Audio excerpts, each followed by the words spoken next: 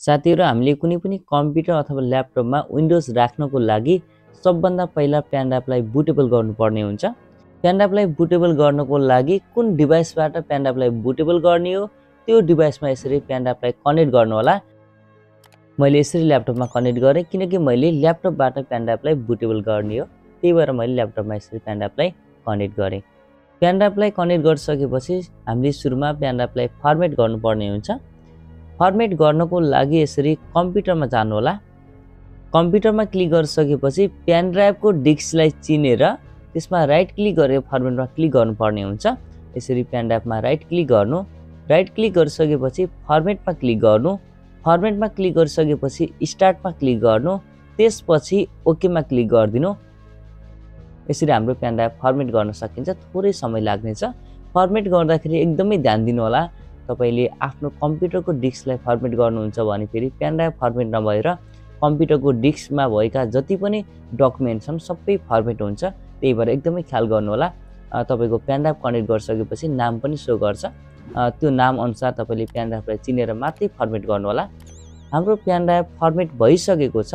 अब ओकेमा क्लिक गर्दिनु। यसरी ओकेमा क्लिक गरिसकेपछि यसलाई क्लोज गरिदिनु होला। जुन फर्मेटको विन्डो छ यसलाई क्लोज गरिदिनु। यसरी हाम्रो पेनड्राइभ फर्मेट भएर खाली भइसकेको छ, यसमा देख्न सक्नुहुन्छ।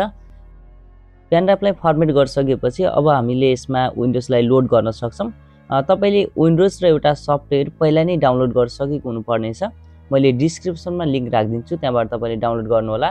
मैले सबै विन्डोजहरु 10, 7, 8 सबैको लिंक राखिदिनेछु र यो सफ्टवेयरको पनि मैले लिंक राखिदिन्छु, त्यहाँबाट तपाईले डाउनलोड गरेर युज गर्न सक्नुहुनेछ।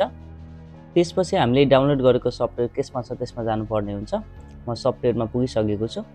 यसमा नझुकिनु होला। मसँग धेरैवटा सफ्टवेयर देखेर यो कपी पेस्ट भएर यस्तो भएको कुनै एउटामा क्लिक गर्नु होला। यसरी यसमा क्लिक गरिसकेपछि यस्तो खालको एउटा विन्डो शो हुन्छ। त्यसपछि हामी सिलेक्ट भन्ने अप्सनमा गएर आफूले डाउनलोड गरेको विन्डोजलाई सिलेक्ट गरेर यसरी ओपनमा क्लिक गर्दिनु होला। ओपनमा क्लिक गरिसकेपछि यस्तो खालको एउटा विन्डो खुल्नेछ। त्यसपछि यहाँनिर पार्टिसन देख्न सक्नुहुन्छ। जीपीटी एमबीआर मध्ये कुनै एउटा सिलेक्ट गर्नु होला। त्यसपछि स्टार्टमा क्लिक गरिदिनु। त्यसमा हामीले एमबीआर पनि सिलेक्ट गर्न सक्छौं, जीपीटी पनि सिलेक्ट गर्न सक्छौं। तपाईको कम्प्युटर कुनमा पार्टिसन छ त्यसमा भर पर्छ। त्यही भएर हामीले जीपीटी र एमबीआर मध्ये कुनै एउटालाई सिलेक्ट गर्नुपर्ने हुन्छ। तपाईले यस्तो पनि गर्न सक्नुहुन्छ। यदि तपाईलाई हेर्न आउँदैन भने पहिला जीपीटी को प्रयोग गर्नु, जीपीटी लगेन भने एमबीआर को प्रयोग गर्नु। त्यसपछि तपाईले सहिलेसँग विन्डोजलाई लोड गर्न सक्नुहुन्छ। विन्डोज लोड हुन लगभग तपाईको 10 देखि 15 मिनेट 20 मिनेटसम्म समय लाग्न सक्छ है। यसमा चाहिँ तपाई नआत्तिनु। मैले चाहिँ अहिले भिडियो फास्ट बनाएको छु, त्यही भएर लगभग 2 मिनेटमा सकिनेछ। भिडियोलाई चाहिँ अन्तिमसम्म हेर्नु होला साथीहरु। यदि नयाँ हुनुहुन्छ भने च्यानललाई सब्स्क्राइब गर्नु होला। तपाईले यो च्यानलबाट कम्प्युटर र टेक्नोलोजी सम्बन्धीका भिडियोहरु पाइराख्नु हुनेछ। भिडियो मन पर्यो भने भिडियोलाई लाइक अनि कमेन्ट पनि गर्न नबिर्सनु होला। तपाईहरुले जति सपोर्ट गर्दै जानुहुन्छ मैले त्यति नै भिडियोहरु राख्दै जानेछु। त्यही भएर सब्स्क्राइब गर्न चाहिँ नबिर्सनु होला।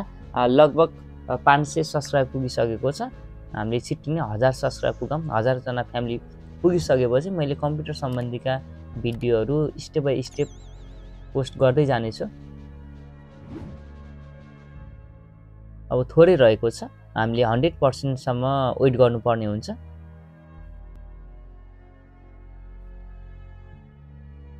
विन्डोजलाई कसरी डाउनलोड गर्ने, त्यसपछि हाम्रो जुन एउटा रुपस भन्ने सफ्टवेयर छ, जुन अहिले मैले यो सफ्टवेयरको युज गरे विन्डोज लोड गरेको छु, यो सफ्टवेयरलाई कसरी डाउनलोड गर्ने त्यसको पनि भिडियो बनाए म पछि राख्दिम। अहिले चाहिँ मैले लिंकहरु डिस्क्रिप्सनमा राखिदिन्छु, त्यहाँबाट तपाईले डाउनलोड पनि गर्न सक्नुहुन्छ। यिनीहरु एकदमै फ्री विन्डोज फ्री सफ्टवेयर रहेको छ, पे गर्न पर्दैन। हैन तपाईले आफै डाउनलोड गर्नुहुन्छ भने एउटा वेबसाइट रहेको छ गेट इन्टु पीसी, त्यहाँबाट पनि तपाईले तान्न सक्नुहुन्छ। म त्यसको त्यो वेबसाइटको पनि लिंक राख्दिमला।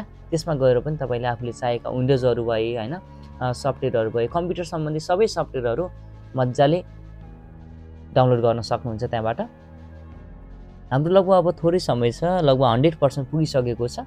एकदमै सजिलो रहेको छ पेनड्राइभलाई बुटेबल गर्न है। यति भइसकेपछि अब हामीले क्लोज गरिदिन सक्छौं। हाम्रो पेनड्राइभ बुटेबल भइसकेको छ। यसरी हामीले सहिलेसँग पेनड्राइभलाई बुटेबल गर्न सक्छौं।